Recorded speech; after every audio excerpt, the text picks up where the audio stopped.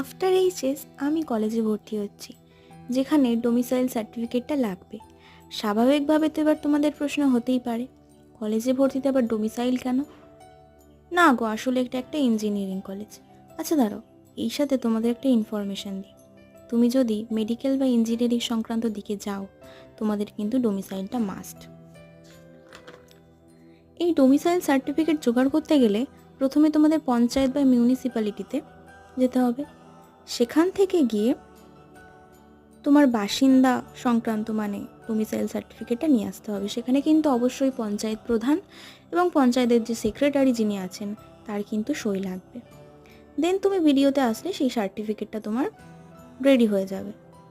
এই শর্ট ভিডিওটা করার আমার একটাই উদ্দেশ্য, যাদের বাড়ি থেকে ভিডিও বা পঞ্চায়েত বা মিউনিসিপ্যালিটি অনেকটা দূর, তারা যাতে হেনস্থা না হয়, যেটা আমাকে ফেস করতে হয়েছে।